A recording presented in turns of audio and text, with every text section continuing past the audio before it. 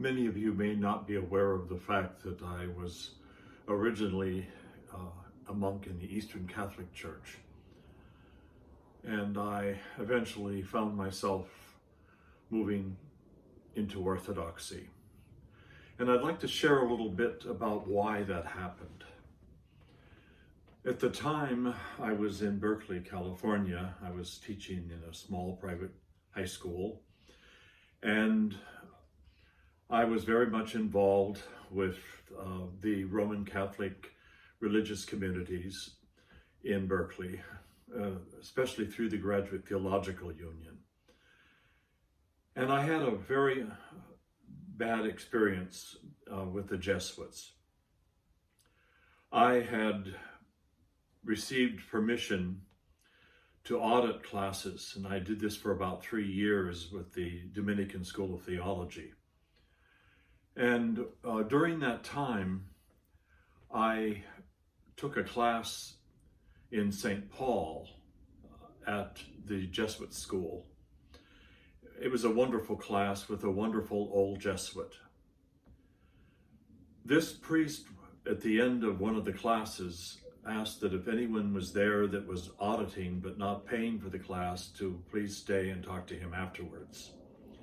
And at that time, I was told that the head of the Jesuits had told him that I was not to be allowed to audit classes. So I made an appointment and I met with this man. And he was very polite to me. And he told me that after we had a long discussion and I explained to him why I wanted to be in this class and that I was enrolled in classes at other the Jesuits, the Dominicans, and I was friends with Carmelites and Capuchin Franciscans, and I wanted to deepen my understanding of the writings of St. Paul. And he was very nice, but he said, well, I'll let me make my decision and I'll give a call to my secretary in a couple days. When he said that, I knew he had already made the decision. So I called his secretary a few days later and I was told, no, you cannot be in this class. It's not permitted.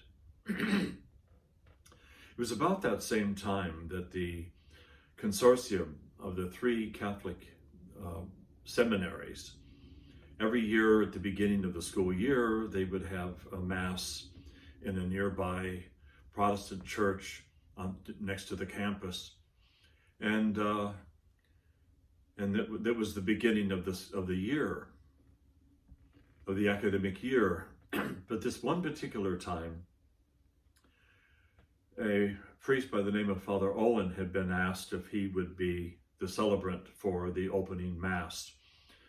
He was an Eastern Catholic, like myself, and at the last minute, the day before, in fact, he was informed that because there were so many young women who had decided they were going to picket in front of the chapel, if he was allowed to celebrate. And the grounds that, as a Eastern Catholic, the Pope wanted to keep them all in line with the hope that eventually there would be union with the Orthodox Church. And because of that, and the Eastern Catholics appearing to be like Orthodox, that they did not want to allow this to happen. And so he was disinvited. It was a clear sign to me that we were second-class citizens. I started the beginning of my entrance into Orthodoxy. When I discovered Orthodoxy for the first time, it was amazing what I saw. I saw the ancient church alive and well.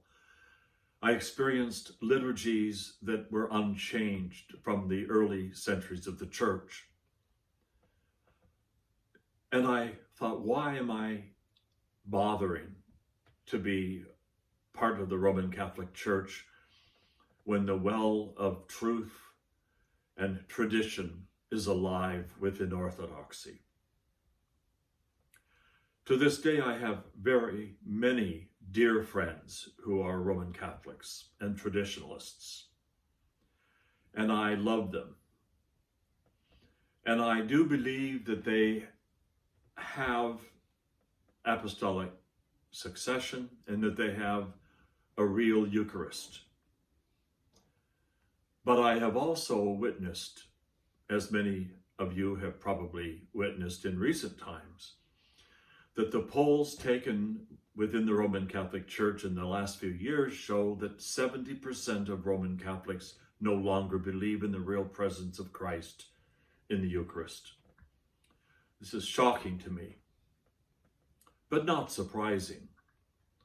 I remember one time I went into the Newman Center in Berkeley, and there was a mass going on, and I stepped into their chapel, and at the moment I saw this Paulist father lift up a loaf of French bread and break it in two. He didn't say any words of institution, this is my body, this is my blood, but he lifted that above the altar and broke it in two, and pieces of this bread went everywhere, as one would imagine with breaking a loaf of French bread. And that's what he used to give communion to the people. And I remember thinking, how does any Roman Catholic believe in the real presence of Christ, including that priest, when he was so dumbing down the Mass in front of all of his people? So I'm not surprised to hear that 70% of Roman Catholics no longer believe in the real presence of Christ in the Eucharist. This is one of the reasons why I am so grateful to God that we Orthodox have an unchanging liturgy, and that as a priest I celebrate the liturgy as it's been celebrated going back to the period of St. John Chrysostom and even before him. And I pray for my Catholic brethren that those who desire a return to the traditional Mass will win out in the end. I was greatly saddened when I read recently that Pope Francis had decided to ban the Latin Mass. I wasn't surprised, again, because he's a Jesuit, and my experience with Jesuits has not been a good one. The real presence of Christ in the Eucharist is the center of my life. It's the center of every true Orthodox Christian's life. The divine liturgy is that moment when we enter into a place where there's neither time nor space, but we enter into the heavenly realm and we become partakers in the divine supper that is ongoing in paradise. As I told a Baptist minister friend of mine many years ago, we Orthodox don't have to wait for the great by and by to enter into the heavenly banquet. And one of the reasons why we venerate the saints as Orthodox Christians is because the saints are with us in that heavenly banquet. They have gone on before us, but it is in the divine liturgy that there is unity between the church militant in heaven, on earth, and the church triumphant in heaven. We are participants in that heavenly banquet.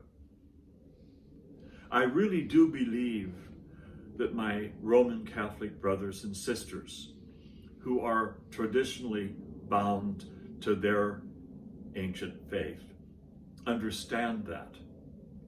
And they know the damage that has been done to countless Roman Catholics around the world with dumbed down masses, where the priest faces the people like a Presbyterian minister would face the people, and how the priest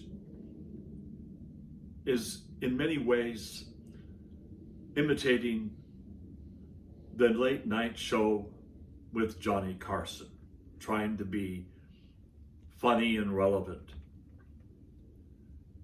As a priest, It's not about me, because I stand before the throne of God, facing God on behalf of my people. And all of the people that are there are gathered around me, facing in the same direction. They're not looking at me.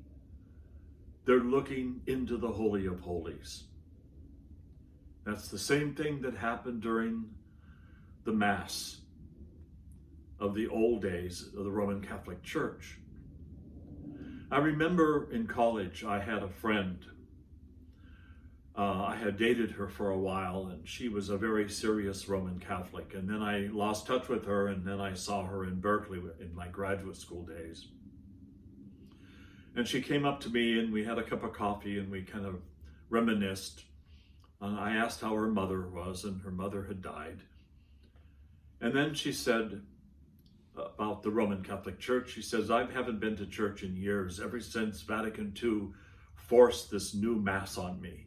She said, I missed the mystery of the Mass. And when that happened, and I started seeing the desecration of the Mass as I had known it, I decided I was no longer interested.